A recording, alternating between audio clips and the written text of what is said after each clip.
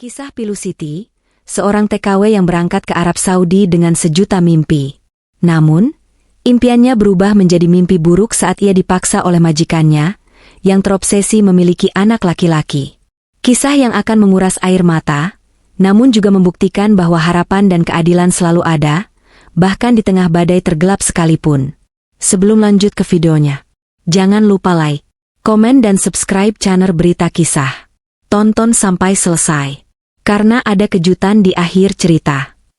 Semoga penonton diberikan umur panjang, kesehatan dan rezeki yang melimpah dan punya hutang dilunaskan hutangnya, dan terkabul semua yang kita impikan.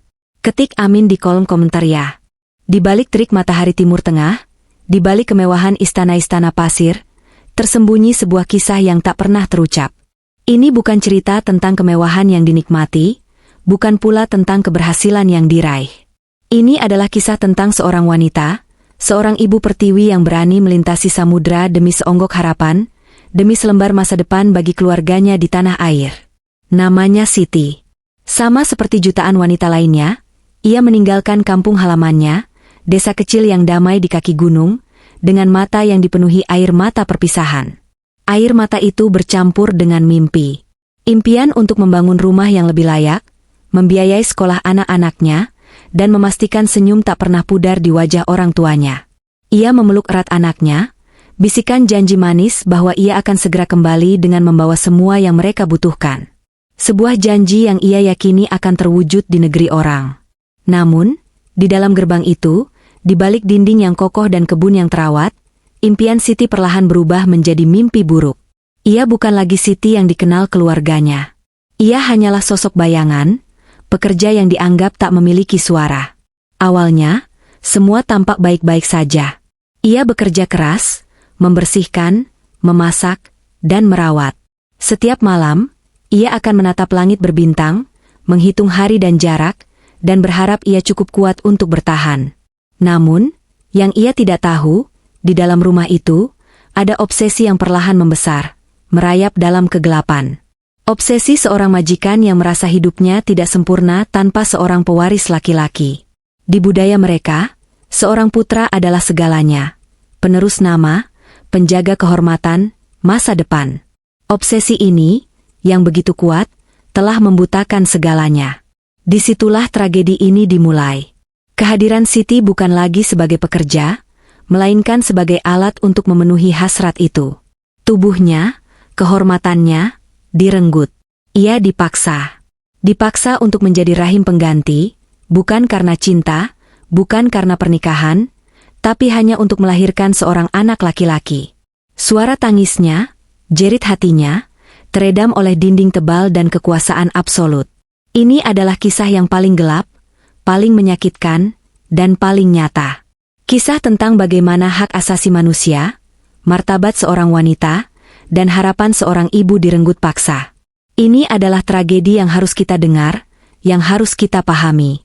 Karena di luar sana, masih ada banyak Siti, yang suaranya tak terdengar. Di sebuah desa kecil di kaki Gunung Merbabu, Jawa Tengah, hiduplah seorang wanita bernama Siti. Nama yang umum, sederhana, namun menyimpan sebuah kekuatan luar biasa di baliknya. Siti bukanlah seorang pahlawan super atau tokoh fiksi dari buku cerita. Ia adalah pahlawan nyata bagi keluarganya. Seseorang yang lahir dari rahim kesederhanaan, besar dalam pelukan kehangatan keluarga yang tidak punya banyak harta, tapi kaya akan kasih sayang. Sejak kecil, Siti tahu apa artinya berjuang. Ayahnya, seorang petani parubaya, menggarap sawah yang tak seberapa luas.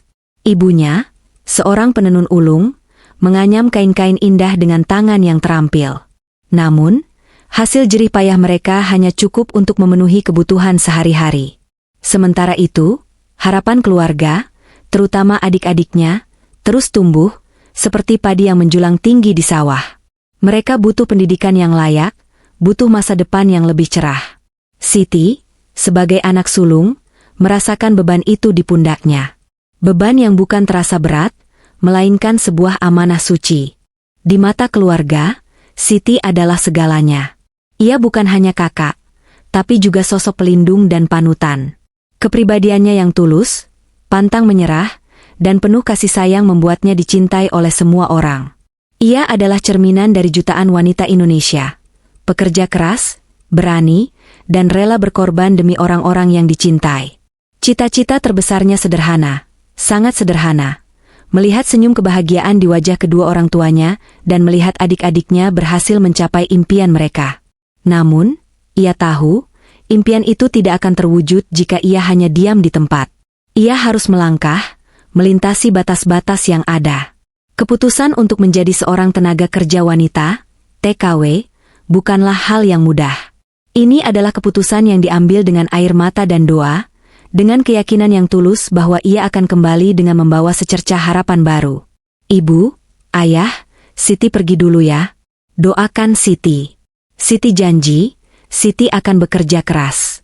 Nanti kita bisa bangun rumah yang lebih bagus, bisa beliin kalian baju baru, bisiknya lirih, suaranya tercekat menahan tangis. Ayahnya hanya mampu mengangguk, matanya berkaca-kaca. Jaga dirimu baik-baik, nak. Ingat, rezeki itu bukan hanya uang. Kesehatanmu, keselamatanmu, itu yang paling penting. Setibanya di Arab Saudi, semua tampak asing. Udara yang kering, bahasa yang tidak dimengerti, dan budaya yang sangat berbeda. Ia bekerja di sebuah rumah megah, di mana ia diperkerjakan sebagai asisten rumah tangga.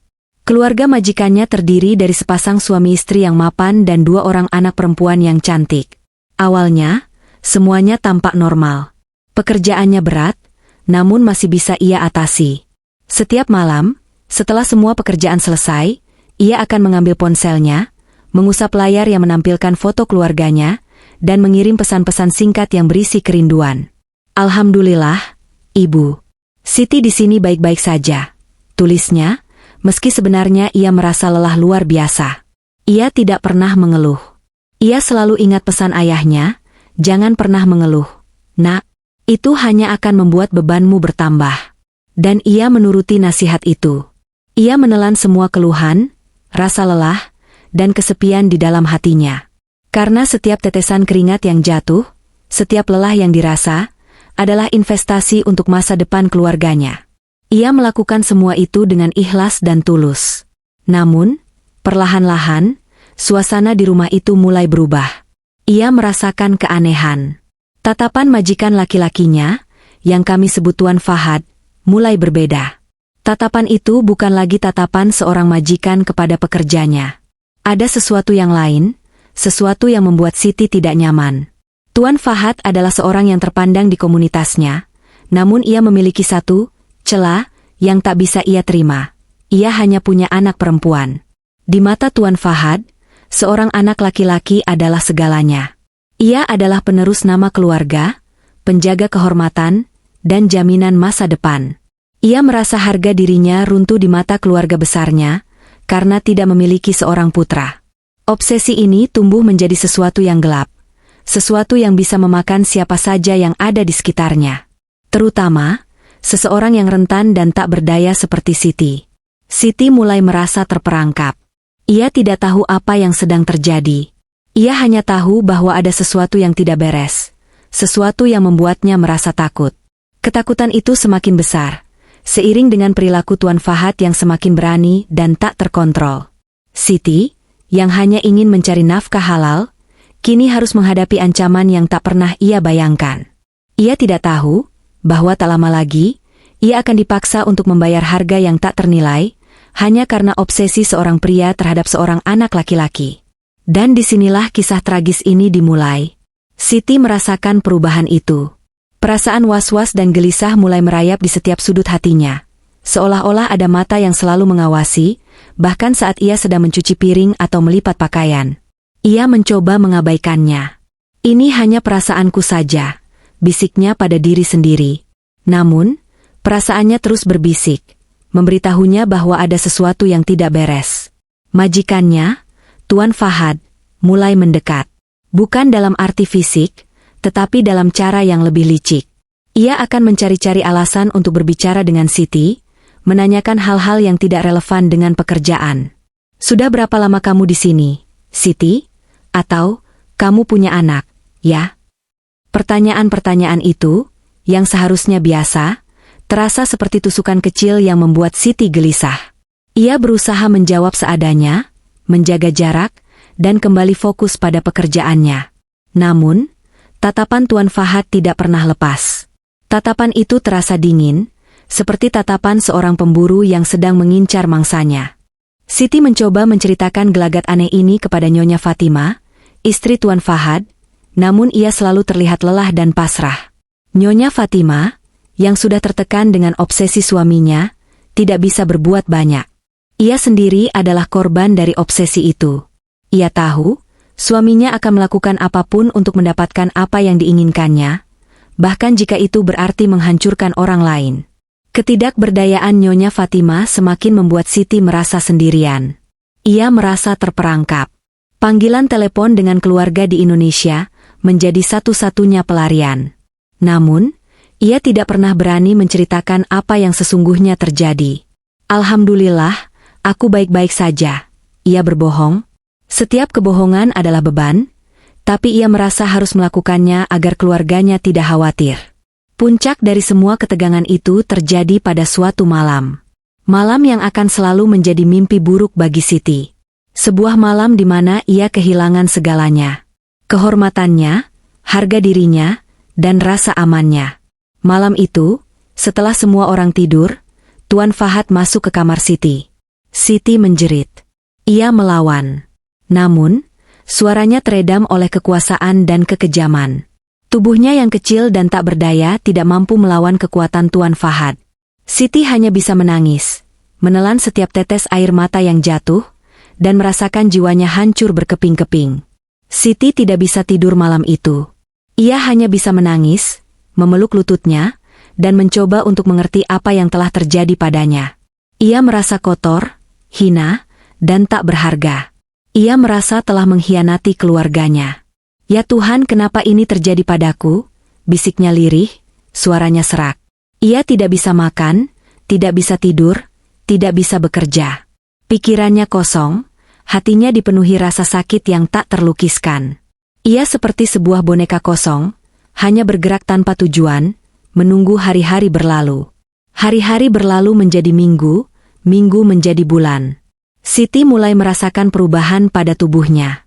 Mual di pagi hari, rasa lelah yang luar biasa, dan perut yang perlahan membesar.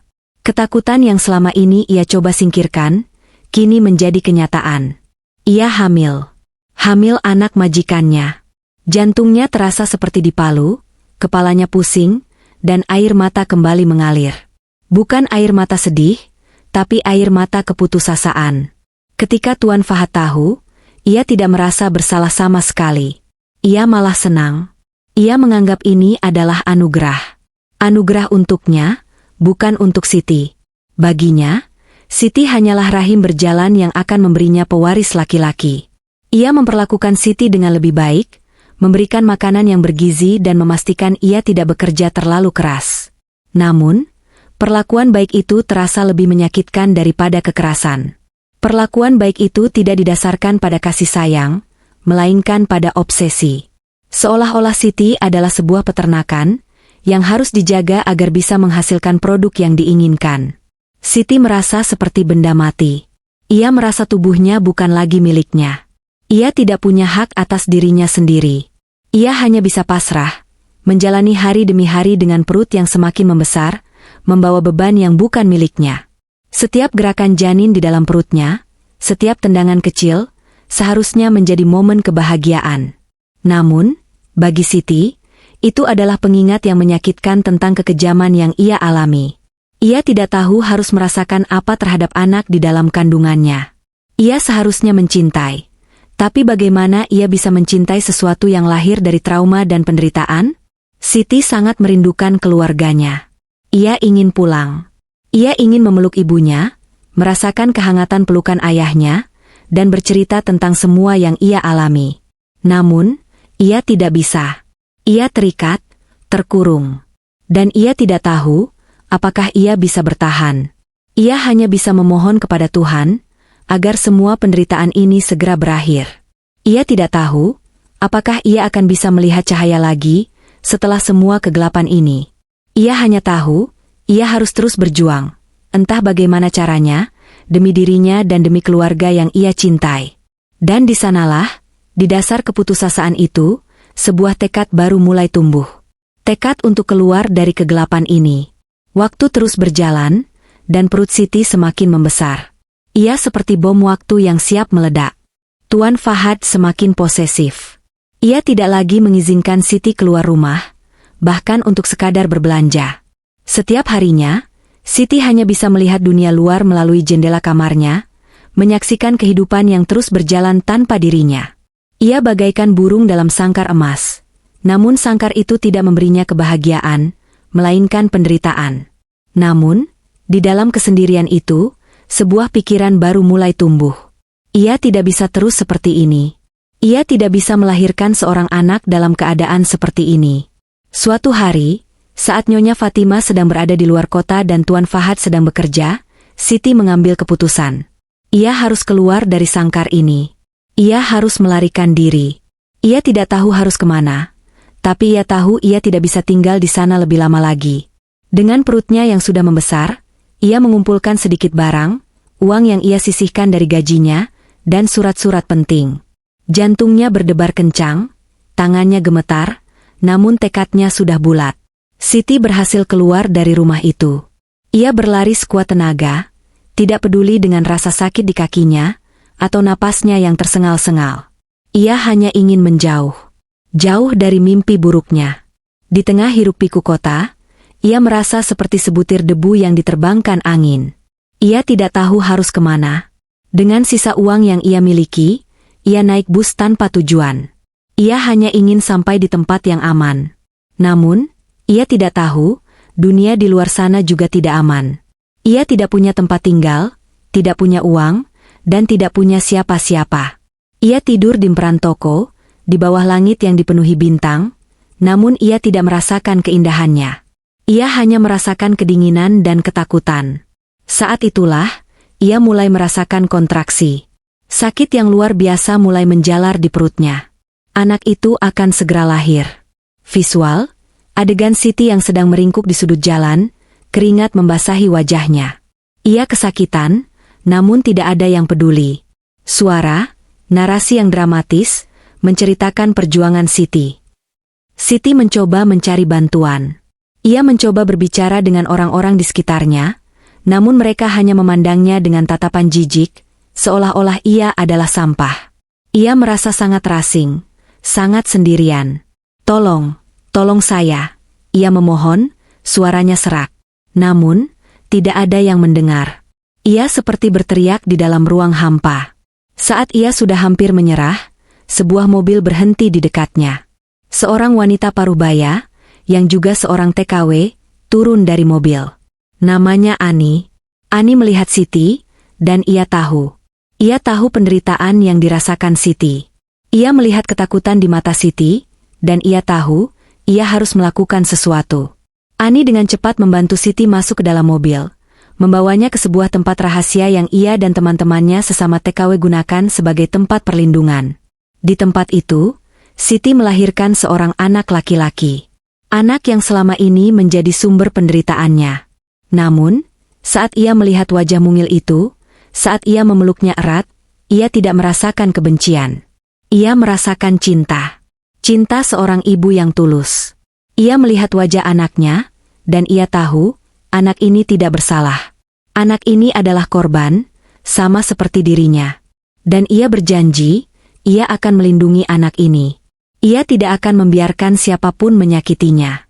Namun, Tuan Fahad tidak menyerah. Ia mencari Siti kemana-mana. Ia merasa kehormatannya diinjak-injak karena Siti telah melarikan diri dengan pewarisnya. Ia menggunakan semua koneksinya, semua kekuasaannya, untuk menemukan Siti. Ia mengancam akan melakukan apapun untuk mendapatkan anaknya kembali. Siti dan Ani tahu, mereka tidak bisa terus bersembunyi. Mereka harus melakukan sesuatu. Ani, yang sudah memiliki banyak pengalaman di sana, menghubungi Kedutaan Besar Indonesia secara rahasia. Ia menjelaskan semuanya. Semua yang terjadi pada Siti. Pihak kedutaan langsung mengambil tindakan. Mereka tidak bisa membiarkan ini terjadi. Mereka segera menghubungi pihak berwenang di sana, bekerja sama dengan berbagai organisasi kemanusiaan untuk memberikan perlindungan kepada Siti dan anaknya. Klimaks dari semua ini terjadi saat Tuan Fahad berhasil menemukan tempat persembunyian Siti. Ia datang dengan anak buahnya, ingin mengambil paksa anaknya. Siti memeluk anaknya erat, matanya dipenuhi ketakutan, namun ia tidak menyerah. Ia melawan. Ia berteriak. Namun, di saat yang sama, tim dari kedutaan dan polisi datang. Mereka mengepung Tuan Fahad dan anak buahnya. Untuk pertama kalinya dalam hidupnya, Siti merasa lega. Beban yang selama ini ia pikul, kini terangkat. Ia menatap Tuan Fahad yang sedang ditahan, dan ia tidak merasakan kebencian. Ia hanya merasakan kehampaan.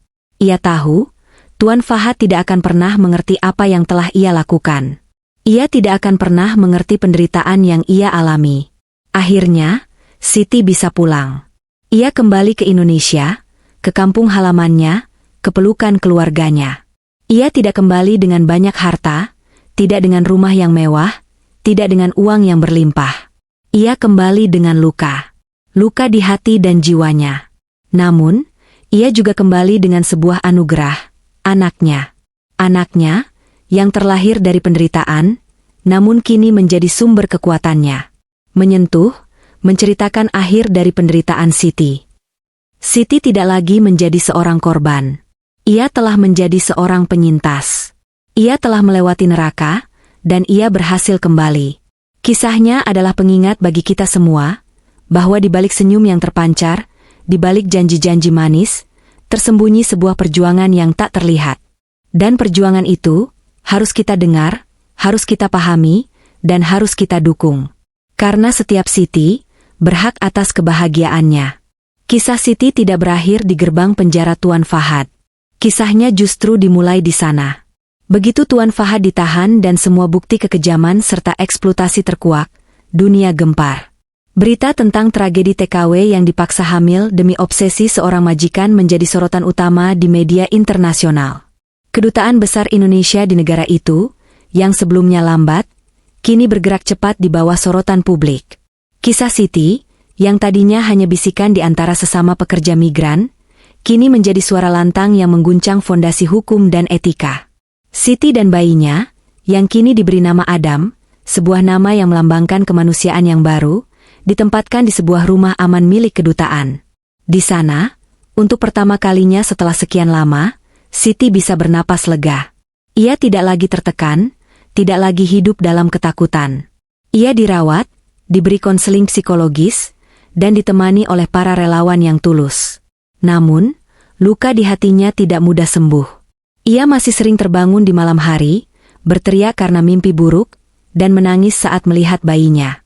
Ia mencintai Adam, sangat mencintainya, tapi di sisi lain, ia juga adalah pengingat akan trauma yang dialaminya. "Apakah aku akan baik-baik saja?" bisiknya pada salah satu konselor. "Tentu," jawab sang konselor lembut. "Lukamu akan sembuh. Tidak hilang, tapi sembuh. Kamu adalah seorang pejuang, Siti. Dan Adam, ia adalah bukti dari kekuatanmu." Pernyataan itu menghantam hati Siti. Ia bukan lagi korban. Ia adalah seorang pejuang. Sejak saat itu, setiap kali ia memandang Adam, ia tidak lagi melihat bayangan masa lalu.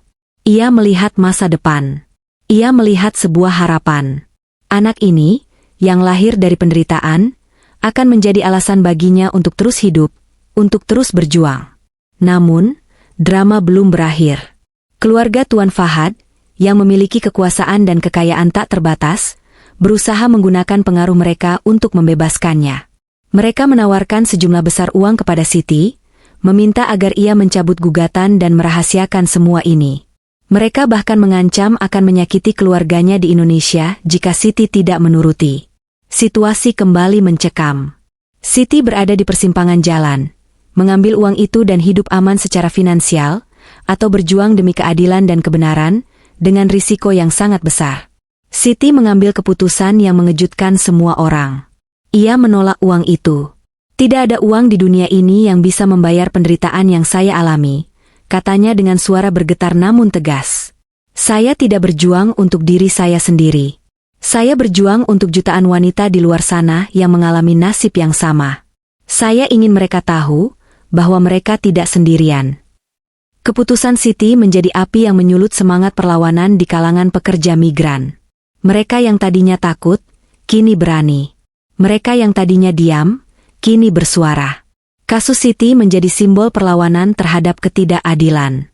Tekanan dari berbagai organisasi kemanusiaan internasional, media, dan pemerintah Indonesia memaksa pengadilan untuk melanjutkan kasus ini dengan transparan. Tuan Fahad, si pangeran di negerinya, harus menghadapi hukum. Akhirnya, putusan pengadilan dijatuhkan.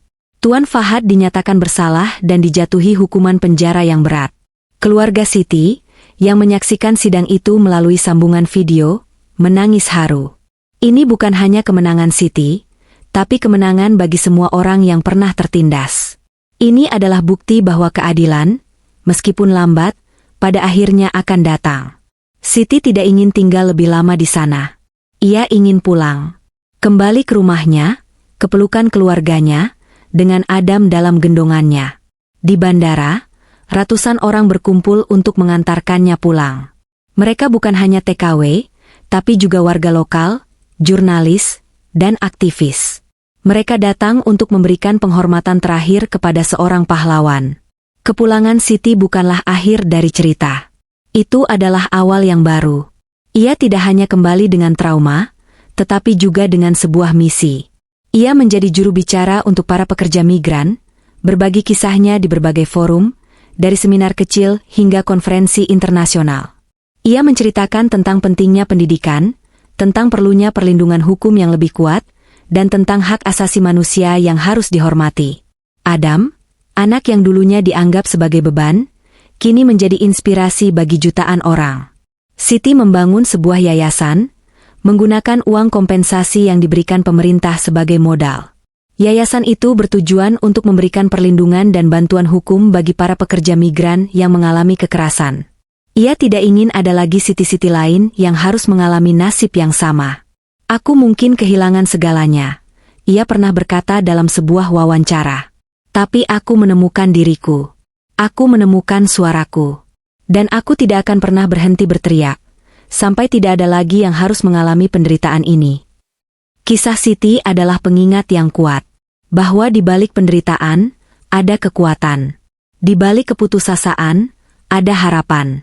Dan di balik air mata, ada kemenangan.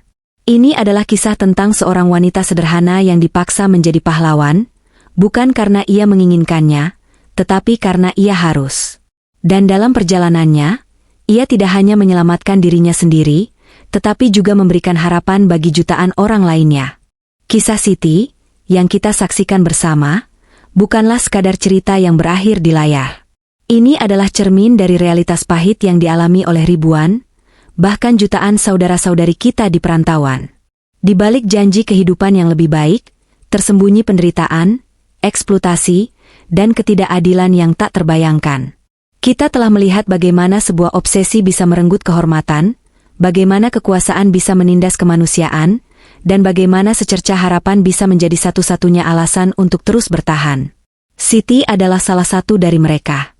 Ia adalah simbol perjuangan yang tak kenal lelah, kekuatan yang lahir dari keputusasaan, dan kebangkitan yang muncul dari kehancuran. Ia pulang ke Indonesia bukan sebagai korban yang kalah, melainkan sebagai pahlawan yang menang. Kemenangannya bukanlah hanya tentang hukuman yang diterima oleh Tuan Fahad, melainkan tentang terbukanya mata dunia terhadap isu yang selama ini tersembunyi. Kisah Siti mengajarkan kita banyak hal. Ia mengajarkan kita untuk tidak mudah percaya pada janji-janji manis, untuk selalu waspada, dan untuk berani bersuara ketika ada ketidakadilan. Ia juga mengajarkan kita tentang pentingnya solidaritas dan empati. Bahwa kita tidak bisa hanya berdiam diri ketika ada saudara kita yang menderita. Kita harus menjadi telinga untuk mendengar keluhan mereka, menjadi bahu untuk mereka bersandar, dan menjadi suara untuk mereka yang telah dibungkam. Namun, perjuangan ini tidak akan berhenti di sini. Kita semua memiliki peran untuk dimainkan. Kita tidak bisa hanya menonton kisah ini, merasa sedih, lalu melupakannya. Kita harus bertindak. Kita harus bergerak. Karena di luar sana, masih banyak Siti-Siti lain yang sedang berjuang, yang sedang menderita, yang sedang menunggu uluran tangan kita. Kami di nama channel Anda akan terus berusaha menyajikan cerita-cerita yang menginspirasi, membuka mata, dan memberikan edukasi. Dukungan Anda sangat berarti bagi kami. Dengan menekan tombol like, komentar, dan subscribe, Anda tidak hanya mendukung channel ini, tetapi juga turut ambil bagian dalam perjuangan untuk menyuarakan kebenaran. Mari kita terus tumbuh bersama, menjadi komunitas yang peduli, yang tidak pernah lelah menyebarkan kebaikan. Terima kasih.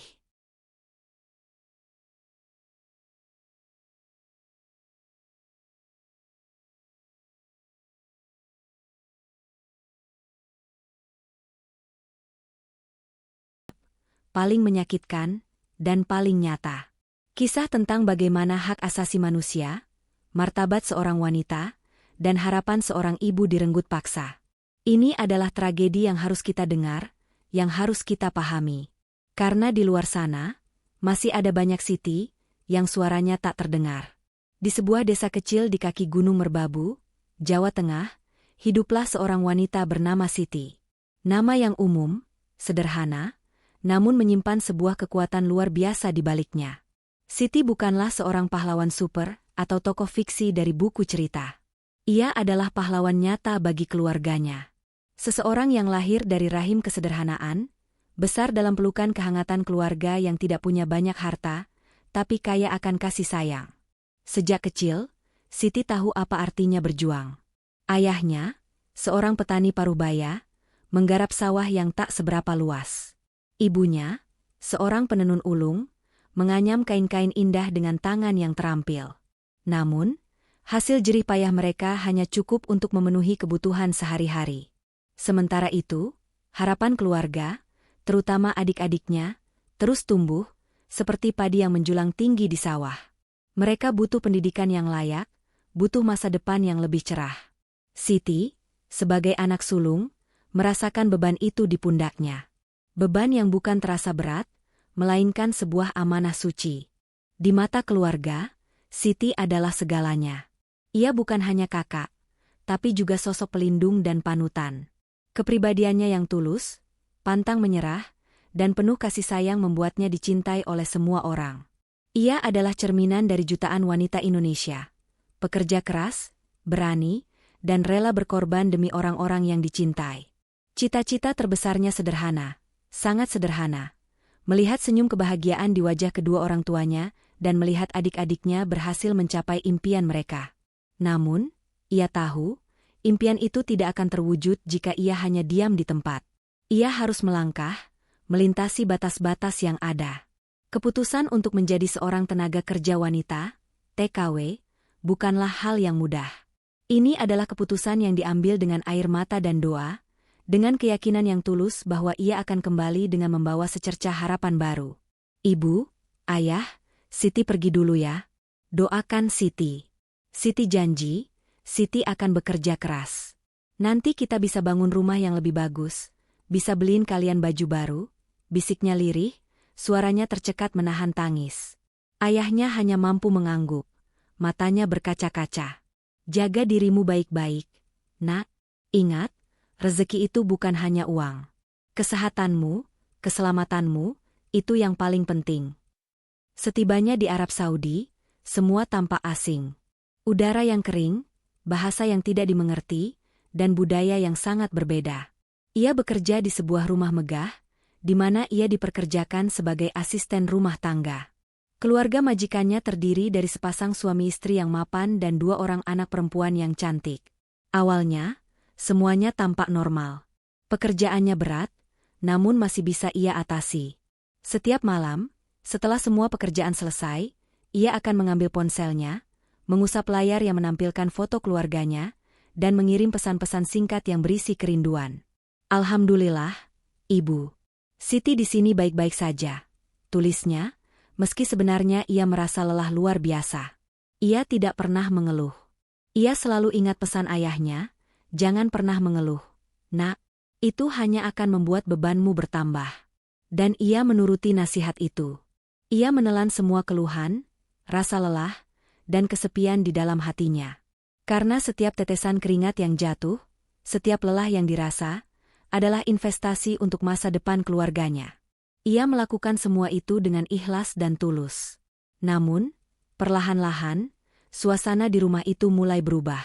Ia merasakan keanehan. Tatapan majikan laki-lakinya, yang kami sebut Tuan Fahad, mulai berbeda. Tatapan itu bukan lagi tatapan seorang majikan kepada pekerjanya. Ada sesuatu yang lain, sesuatu yang membuat Siti tidak nyaman. Tuan Fahad adalah seorang yang terpandang di komunitasnya, namun ia memiliki satu celah yang tak bisa ia terima. Ia hanya punya anak perempuan. Di mata Tuan Fahad, seorang anak laki-laki adalah segalanya. Ia adalah penerus nama keluarga, penjaga kehormatan, dan jaminan masa depan. Ia merasa harga dirinya runtuh di mata keluarga besarnya, karena tidak memiliki seorang putra. Obsesi ini tumbuh menjadi sesuatu yang gelap. Sesuatu yang bisa memakan siapa saja yang ada di sekitarnya. Terutama, seseorang yang rentan dan tak berdaya seperti Siti. Siti mulai merasa terperangkap. Ia tidak tahu apa yang sedang terjadi. Ia hanya tahu bahwa ada sesuatu yang tidak beres. Sesuatu yang membuatnya merasa takut. Ketakutan itu semakin besar, seiring dengan perilaku Tuan Fahad yang semakin berani dan tak terkontrol. Siti, yang hanya ingin mencari nafkah halal, kini harus menghadapi ancaman yang tak pernah ia bayangkan. Ia tidak tahu bahwa tak lama lagi, ia akan dipaksa untuk membayar harga yang tak ternilai, hanya karena obsesi seorang pria terhadap seorang anak laki-laki. Dan disinilah kisah tragis ini dimulai. Siti merasakan perubahan itu. Perasaan was-was dan gelisah mulai merayap di setiap sudut hatinya. Seolah-olah ada mata yang selalu mengawasi, bahkan saat ia sedang mencuci piring atau melipat pakaian. Ia mencoba mengabaikannya. Ini hanya perasaanku saja, bisiknya pada diri sendiri. Namun, perasaannya terus berbisik, memberitahunya bahwa ada sesuatu yang tidak beres. Majikannya, Tuan Fahad, mulai mendekat. Bukan dalam arti fisik, tetapi dalam cara yang lebih licik. Ia akan mencari-cari alasan untuk berbicara dengan Siti, menanyakan hal-hal yang tidak relevan dengan pekerjaan. Sudah berapa lama kamu di sini, Siti? Atau, kamu punya anak, ya? Pertanyaan-pertanyaan itu, yang seharusnya biasa, terasa seperti tusukan kecil yang membuat Siti gelisah. Ia berusaha menjawab seadanya, menjaga jarak, dan kembali fokus pada pekerjaannya. Namun, tatapan Tuan Fahad tidak pernah lepas. Tatapan itu terasa dingin, seperti tatapan seorang pemburu yang sedang mengincar mangsanya. Siti mencoba menceritakan gelagat aneh ini kepada Nyonya Fatima, istri Tuan Fahad, namun ia selalu terlihat lelah dan pasrah. Nyonya Fatima, yang sudah tertekan dengan obsesi suaminya, tidak bisa berbuat banyak. Ia sendiri adalah korban dari obsesi itu. Ia tahu, suaminya akan melakukan apapun untuk mendapatkan apa yang diinginkannya, bahkan jika itu berarti menghancurkan orang lain. Ketidakberdayaan Nyonya Fatima semakin membuat Siti merasa sendirian. Ia merasa terperangkap. Panggilan telepon dengan keluarga di Indonesia menjadi satu-satunya pelarian. Namun, ia tidak pernah berani menceritakan apa yang sesungguhnya terjadi. Alhamdulillah, aku baik-baik saja. Ia berbohong. Setiap kebohongan adalah beban, tapi ia merasa harus melakukannya agar keluarganya tidak khawatir. Puncak dari semua ketegangan itu terjadi pada suatu malam. Malam yang akan selalu menjadi mimpi buruk bagi Siti. Sebuah malam di mana ia kehilangan segalanya. Kehormatannya, harga dirinya, dan rasa amannya. Malam itu, setelah semua orang tidur, Tuan Fahad masuk ke kamar Siti. Siti menjerit. Ia melawan. Namun, suaranya teredam oleh kekuasaan dan kekejaman. Tubuhnya yang kecil dan tak berdaya tidak mampu melawan kekuatan Tuan Fahad. Siti hanya bisa menangis, menelan setiap tetes air mata yang jatuh, dan merasakan jiwanya hancur berkeping-keping. Siti tidak bisa tidur malam itu. Ia hanya bisa menangis, memeluk lututnya, dan mencoba untuk mengerti apa yang telah terjadi padanya. Ia merasa kotor, hina, dan tak berharga. Ia merasa telah mengkhianati keluarganya. Ya Tuhan, kenapa ini terjadi padaku? Bisiknya lirih, suaranya serak. Ia tidak bisa makan, tidak bisa tidur, tidak bisa bekerja. Pikirannya kosong, hatinya dipenuhi rasa sakit yang tak terlukiskan. Ia seperti sebuah boneka kosong, hanya bergerak tanpa tujuan, menunggu hari-hari berlalu. Hari-hari berlalu menjadi minggu, minggu menjadi bulan. Siti mulai merasakan perubahan pada tubuhnya. Mual di pagi hari, rasa lelah yang luar biasa, dan perut yang perlahan membesar. Ketakutan yang selama ini ia coba singkirkan, kini menjadi kenyataan. Ia hamil. Hamil anak majikannya. Jantungnya terasa seperti dipalu, kepalanya pusing, dan air mata kembali mengalir. Bukan air mata sedih, tapi air mata keputusasaan. Ketika Tuan Fahad tahu, ia tidak merasa bersalah sama sekali. Ia malah senang. Ia menganggap ini adalah anugerah. Anugerah untuknya, bukan untuk Siti.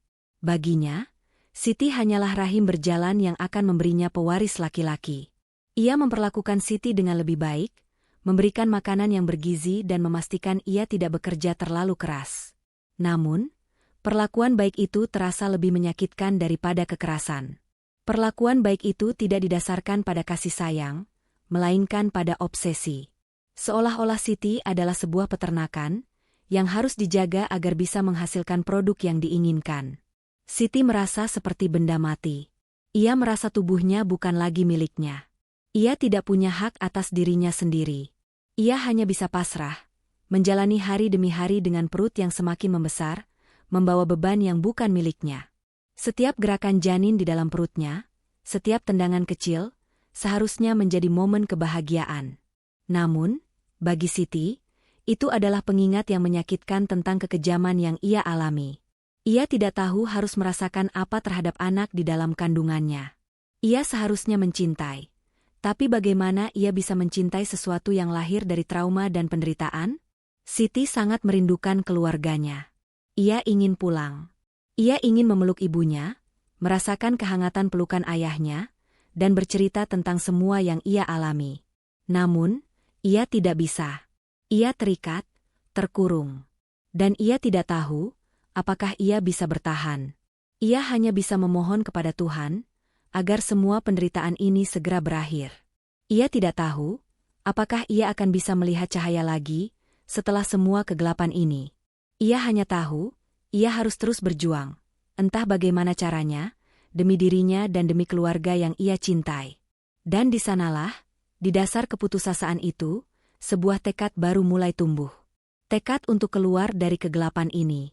Waktu terus berjalan, dan perut Siti semakin membesar. Ia seperti bom waktu yang siap meledak. Tuan Fahad semakin posesif.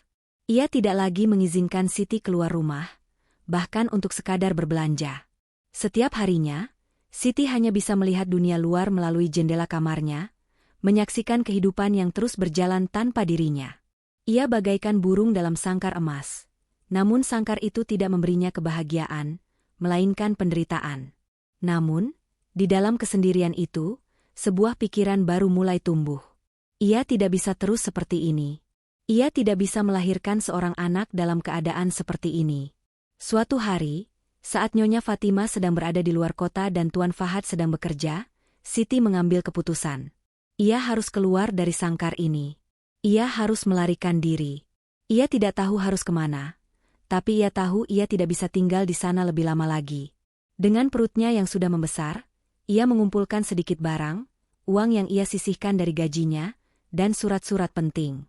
Jantungnya berdebar kencang, tangannya gemetar, namun tekadnya sudah bulat. Siti berhasil keluar dari rumah itu. Ia berlari sekuat tenaga, tidak peduli dengan rasa sakit di kakinya, atau napasnya yang tersengal-sengal. Ia hanya ingin menjauh. Jauh dari mimpi buruknya. Di tengah hiruk-pikuk kota, ia merasa seperti sebutir debu yang diterbangkan angin. Ia tidak tahu harus kemana. Dengan sisa uang yang ia miliki, ia naik bus tanpa tujuan. Ia hanya ingin sampai di tempat yang aman. Namun, ia tidak tahu, dunia di luar sana juga tidak aman. Ia tidak punya tempat tinggal, tidak punya uang, dan tidak punya siapa-siapa. Ia tidur di emperan toko, di bawah langit yang dipenuhi bintang, namun ia tidak merasakan keindahannya. Ia hanya merasakan kedinginan dan ketakutan. Saat itulah, ia mulai merasakan kontraksi. Sakit yang luar biasa mulai menjalar di perutnya. Anak itu akan segera lahir. Visual, adegan Siti yang sedang meringkuk di sudut jalan, Keringat membasahi wajahnya. Ia kesakitan, namun tidak ada yang peduli. Suara, narasi yang dramatis, menceritakan perjuangan Siti. Siti mencoba mencari bantuan. Ia mencoba berbicara dengan orang-orang di sekitarnya, namun mereka hanya memandangnya dengan tatapan jijik, seolah-olah ia adalah sampah. Ia merasa sangat terasing, sangat sendirian. Tolong saya, ia memohon, suaranya serak. Namun, tidak ada yang mendengar. Ia seperti berteriak di dalam ruang hampa. Saat ia sudah hampir menyerah, sebuah mobil berhenti di dekatnya. Seorang wanita parubaya, yang juga seorang TKW, turun dari mobil. Namanya Ani. Ani melihat Siti, dan ia tahu. Ia tahu penderitaan yang dirasakan Siti. Ia melihat ketakutan di mata Siti, dan ia tahu, ia harus melakukan sesuatu. Ani dengan cepat membantu Siti masuk ke dalam mobil, membawanya ke sebuah tempat rahasia yang ia dan teman-temannya sesama TKW gunakan sebagai tempat perlindungan. Di tempat itu, Siti melahirkan seorang anak laki-laki. Anak yang selama ini menjadi sumber penderitaannya. Namun, saat ia melihat wajah mungil itu, saat ia memeluknya erat, ia tidak merasakan kebencian. Ia merasakan cinta. Cinta seorang ibu yang tulus. Ia melihat wajah anaknya, dan ia tahu, anak ini tidak bersalah. Anak ini adalah korban, sama seperti dirinya. Dan ia berjanji, ia akan melindungi anak ini. Ia tidak akan membiarkan siapapun menyakitinya. Namun, Tuan Fahad tidak menyerah. Ia mencari Siti kemana-mana. Ia merasa kehormatannya diinjak-injak karena Siti telah melarikan diri dengan pewarisnya. Ia menggunakan semua koneksinya, semua kekuasaannya, untuk menemukan Siti. Ia mengancam akan melakukan apapun untuk mendapatkan anaknya kembali. Siti dan Ani tahu, mereka tidak bisa terus bersembunyi. Mereka harus melakukan sesuatu. Ani, yang sudah memiliki banyak pengalaman di sana, menghubungi Kedutaan Besar Indonesia secara rahasia. Ia menjelaskan semuanya. Semua yang terjadi pada Siti. Pihak kedutaan langsung mengambil tindakan. Mereka tidak bisa membiarkan ini terjadi. Mereka segera menghubungi pihak berwenang di sana, bekerja sama dengan berbagai organisasi kemanusiaan untuk memberikan perlindungan kepada Siti dan anaknya. Klimaks dari semua ini terjadi saat Tuan Fahad berhasil menemukan tempat persembunyian Siti. Ia datang dengan anak buahnya, ingin mengambil paksa anaknya.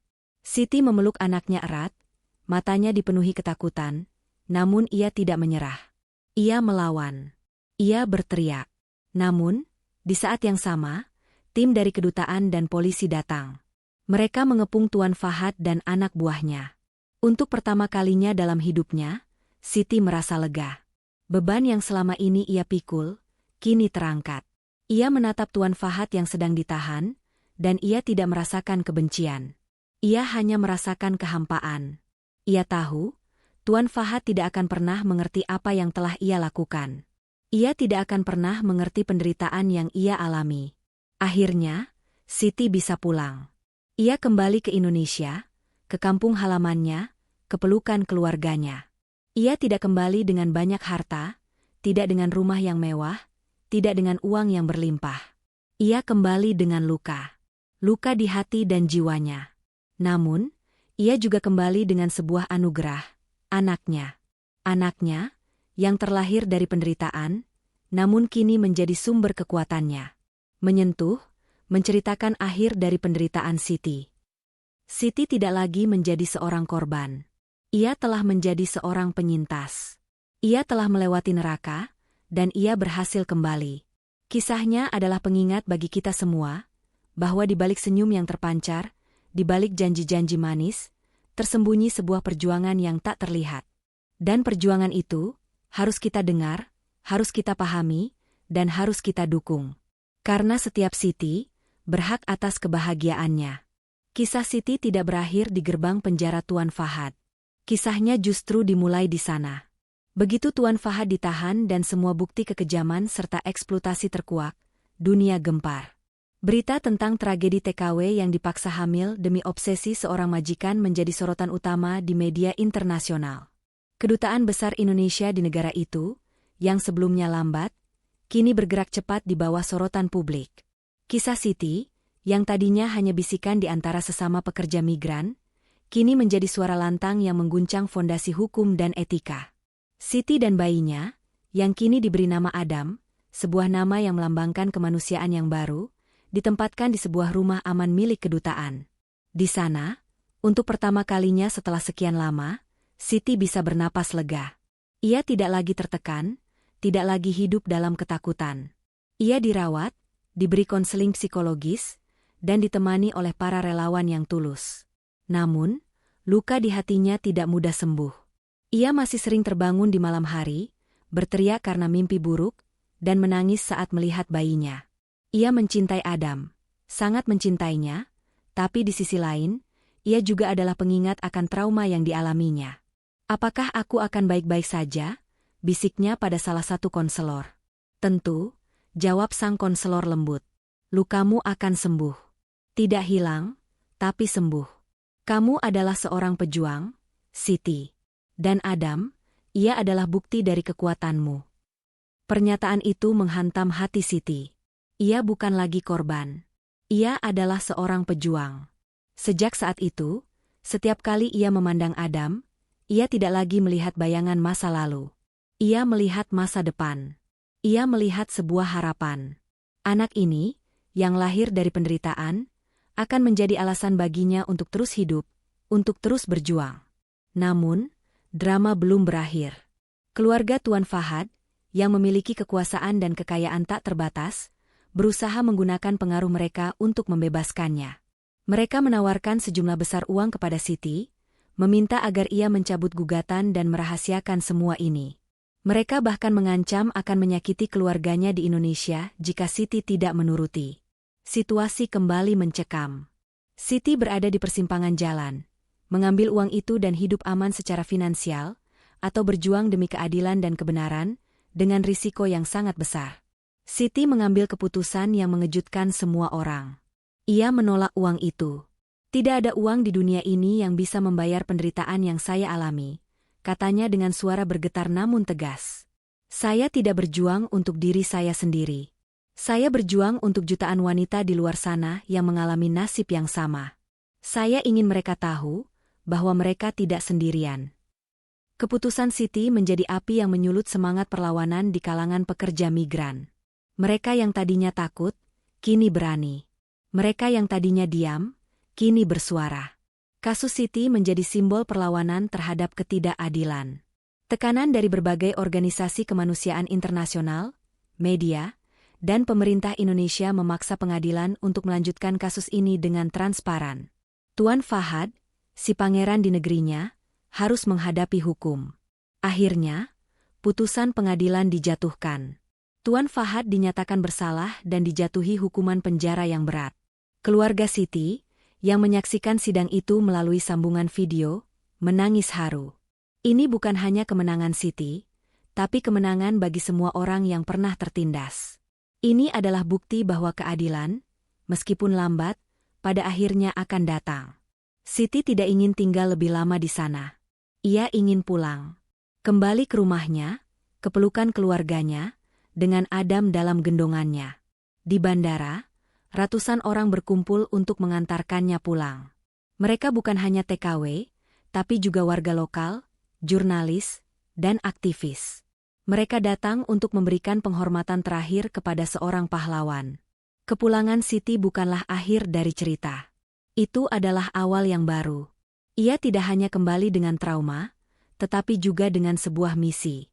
Ia menjadi juru bicara untuk para pekerja migran, berbagi kisahnya di berbagai forum, dari seminar kecil hingga konferensi internasional.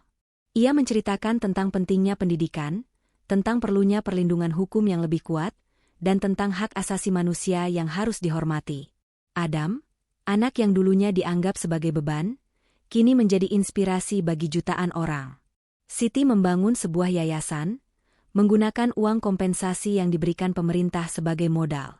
Yayasan itu bertujuan untuk memberikan perlindungan dan bantuan hukum bagi para pekerja migran yang mengalami kekerasan. Ia tidak ingin ada lagi Siti-Siti lain yang harus mengalami nasib yang sama. "Aku mungkin kehilangan segalanya," ia pernah berkata dalam sebuah wawancara. "Tapi aku menemukan diriku. Aku menemukan suaraku. Dan aku tidak akan pernah berhenti berteriak, sampai tidak ada lagi yang harus mengalami penderitaan ini. Kisah Siti adalah pengingat yang kuat, bahwa di balik penderitaan, ada kekuatan. Di balik keputusasaan, ada harapan. Dan di balik air mata, ada kemenangan. Ini adalah kisah tentang seorang wanita sederhana yang dipaksa menjadi pahlawan, bukan karena ia menginginkannya, tetapi karena ia harus. Dan dalam perjalanannya, ia tidak hanya menyelamatkan dirinya sendiri, tetapi juga memberikan harapan bagi jutaan orang lainnya. Kisah Siti, yang kita saksikan bersama, bukanlah sekadar cerita yang berakhir di layar. Ini adalah cermin dari realitas pahit yang dialami oleh ribuan, bahkan jutaan saudara-saudari kita di perantauan. Di balik janji kehidupan yang lebih baik, tersembunyi penderitaan, eksploitasi, dan ketidakadilan yang tak terbayangkan. Kita telah melihat bagaimana sebuah obsesi bisa merenggut kehormatan, bagaimana kekuasaan bisa menindas kemanusiaan, dan bagaimana secercah harapan bisa menjadi satu-satunya alasan untuk terus bertahan. Siti adalah salah satu dari mereka. Ia adalah simbol perjuangan yang tak kenal lelah, kekuatan yang lahir dari keputusasaan, dan kebangkitan yang muncul dari kehancuran. Ia pulang ke Indonesia bukan sebagai korban yang kalah, melainkan sebagai pahlawan yang menang. Kemenangannya bukanlah hanya tentang hukuman yang diterima oleh Tuan Fahad, melainkan tentang terbukanya mata dunia terhadap isu yang selama ini tersembunyi. Kisah Siti mengajarkan kita banyak hal. Ia mengajarkan kita untuk tidak mudah percaya pada janji-janji manis, untuk selalu waspada, dan untuk berani bersuara ketika ada ketidakadilan. Ia juga mengajarkan kita tentang pentingnya solidaritas dan empati. Bahwa kita tidak bisa hanya berdiam diri ketika ada saudara kita yang menderita. Kita harus menjadi telinga untuk mendengar keluhan mereka, menjadi bahu untuk mereka bersandar, dan menjadi suara untuk mereka yang telah dibungkam. Namun, perjuangan ini tidak akan berhenti di sini. Kita semua memiliki peran untuk dimainkan. Kita tidak bisa hanya menonton kisah ini, merasa sedih, lalu melupakannya. Kita harus bertindak. Kita harus bergerak. Karena di luar sana, masih banyak siti-siti lain yang sedang berjuang, yang sedang menderita, yang sedang menunggu uluran tangan kita. Kami di Nama Channel Anda akan terus berusaha menyajikan cerita-cerita yang menginspirasi, membuka mata, dan memberikan edukasi. Dukungan Anda sangat berarti bagi kami. Dengan menekan tombol like, komentar, dan subscribe, Anda tidak hanya mendukung channel ini, tetapi juga turut ambil bagian dalam perjuangan untuk menyuarakan kebenaran. Mari kita terus tumbuh bersama, menjadi komunitas yang peduli, yang tidak pernah lelah menyebarkan kebaikan. Terima kasih.